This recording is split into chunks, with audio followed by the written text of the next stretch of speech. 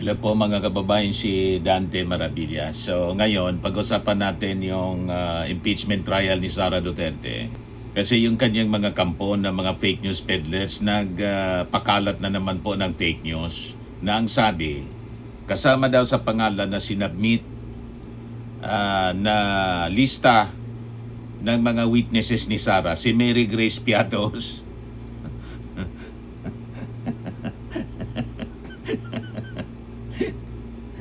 Yan lang yan talaga ito mga didis. Wala ngang Mary Grace Piatos. Pilit ninyong nililid lang yung mga mamamayang Pilipino talaga.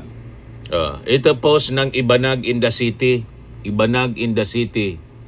Parte daw sa mga sa lista ng napakabang listahan ng mga pangalan ng mga witnesses ni Sara. Mary Grace Piatos. Inedit na naman, AI, Mary Grace Piatos. Following list of ng mga witnesses. Kaya sabi ng Politico News, wala man Mary Grace Piatos Sara Duterte defense witness list includes Madriaga, Trillanes, Bersamin, Matibag, Boyeng Rimulya. Pero walang Mary Grace Piatos. Ayan sabi dito ng GMA News Online, House Prosecutors, Sara Duterte's evidence lists lacks legit confi funds recipients, income sources. Kaya dapat mga kababayan, yung mga sources natin na mga balita, yung mga legit na mga news organization, hindi yung kung sino-sino lang. Kasi pag sabi ko sa inyo, pag mga DDS vloggers, mga DDS Facebook accounts, wag na kayong maniwala.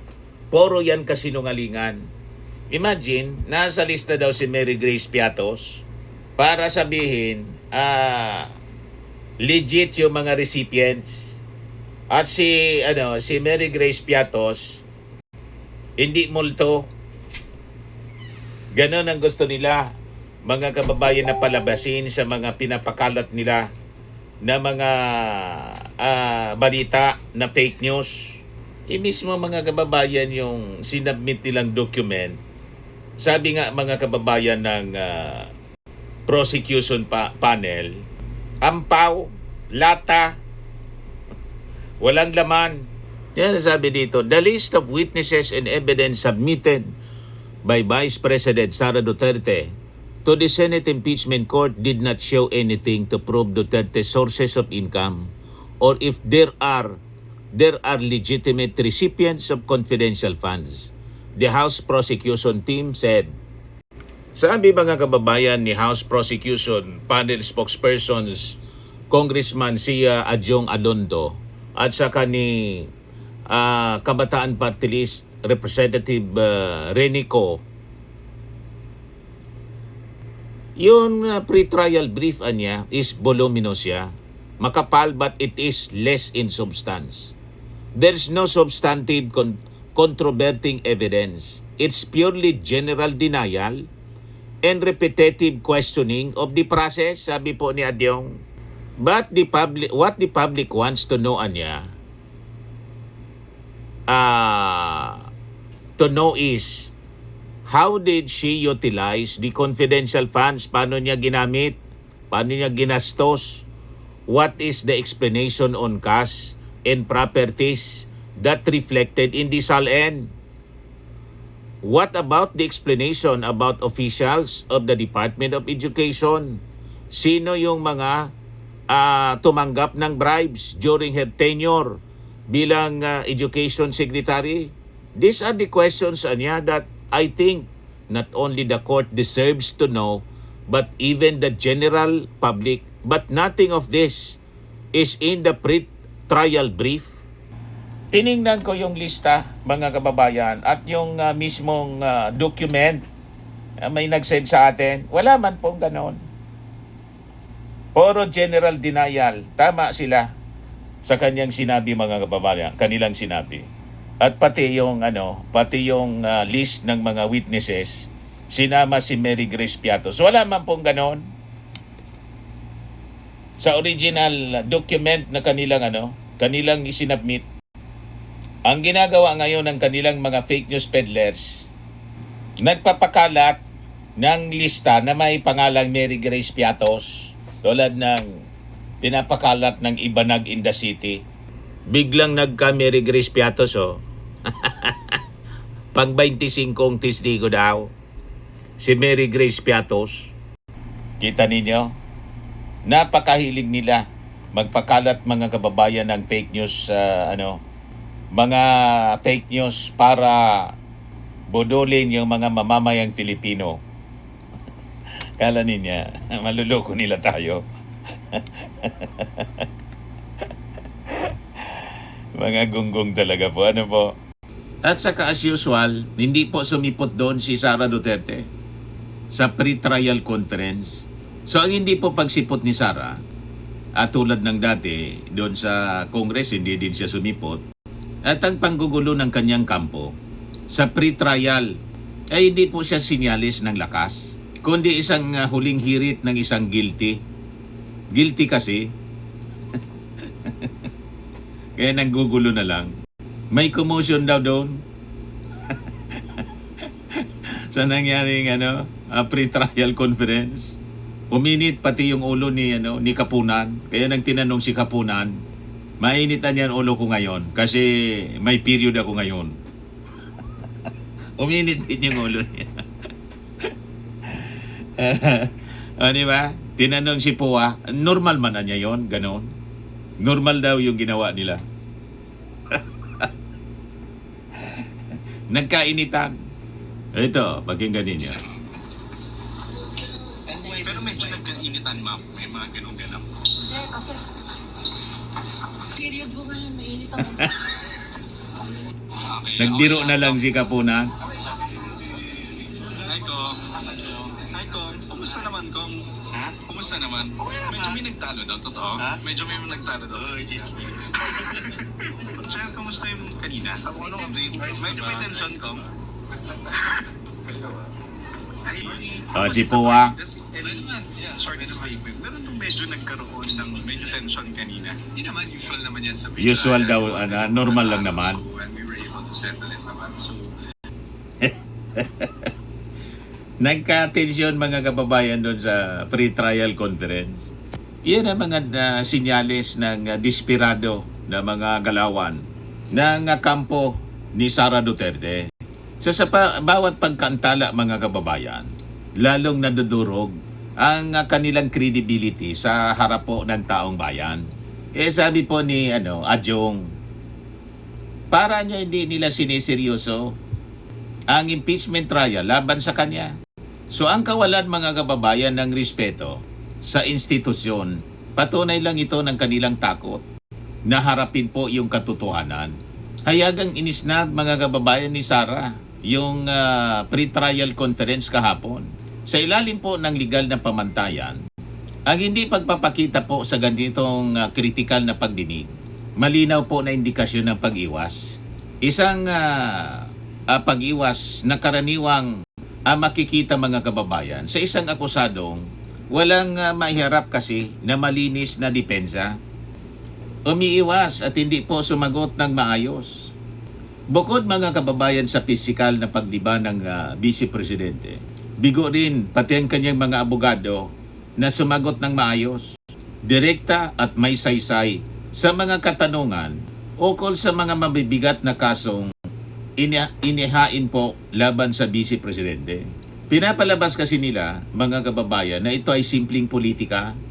Ngunit po, ang katotohanan, wala kasi silang legal na panlaban sa mga ebidensyang hawak ng prosecution. Ganun lang po yon. So sa kanila, mga kababayan, ng mga sadyang pag-aantala, hindi po nagpatinag ang hustisya. Diretso pong umusad ang proseso upang yanda ang mga bala laban sa Vice Presidente. Na-corner siya sa 2 artikulo. Matagumpay, mga kababayan, na na-record at namarkahan ng Senate Impeachment Court ang mga ebidensya sa Article 1 o bribery at saka Article 2, yung grave threats laban sa Vice Presidente. Nabigo po ang kanilang taktika na harangan ito kaya nagka-commotion po.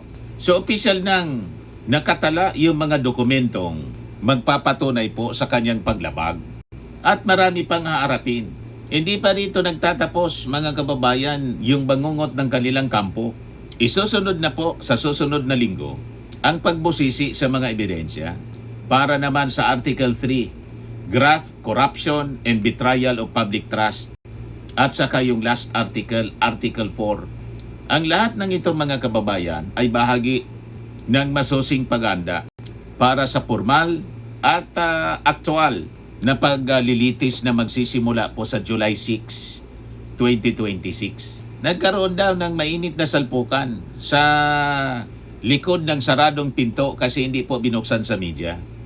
Naging magulo at emosyonal ang pagtatanggol ng kampo ni Sara Duterte nang makorner sila sa mga legal na argumento ng prosecution. Umatake yung prosecution. So kinonfirma po ng House Prosecution Panel na nagkaroon ng mainit at matinding debate sa loob po ng Recto Hall kahapon. Ginitgit at binuwal ng mga taga-usig ang bawat palusot ng kampo ni Sara Duterte. Gamit ang batas, gamit ang facts. Sinubukan naman ng spokesperson ni Sara na si Michael Poa na maliitin yung mga naganap na tensyon sa pamamagitan ng pagsabing normal lang na niya tulad ng nireplay natin sa inyo. Normal lang niya yung ganong sagutan. Isa pong klasikong spin doctoring para siyempre hindi magmukhang dihado. O diba? Hindi magmukhang dihado bagsak at talunan yung kanilang kampo sa sa harap ng publiko. So upang maprotektahan mga kababayan ang integridad ng mga legal na argumento mula po sa panggugulo, agading pinalabas yung media at ginawang closed door po ito, yung pagpupulong para sa ma-eksklusibong legal na usapin. So dito mga kababayan lumalabas ang kaibahan ng may matibay na kaso sa kampong umaasa lang po sa drama at panggugulo. Mahigit sa 30 mga saksi ang nailista laban kay Duterte. Nailista po yon ng prosecution. Sa kabilang banda, naglista naman sila ng more than 40. At kasama doon si Trillanes, si Madriaga, na parte ng testigo rin. Mismong testigo ng prosecution. So yun ang naging kapansin-pansin at naging katawa-tawa. Na isinama nila yung sa lista yung mortal nilang kaaway at kritiko na si dating Senador Antonio Trillanes. So ayon mga kababayan sa mga legal experts at mga analysts, ito niya isang despiradong galaw, isang cheap legal stunt o tahasang panggugulo sa isang seryosong proseso ng korte upang litsunin ang usapin at gawing circus ang impeachment trial. Di ba? Pero wala pong puwang ang kanilang sarsuela.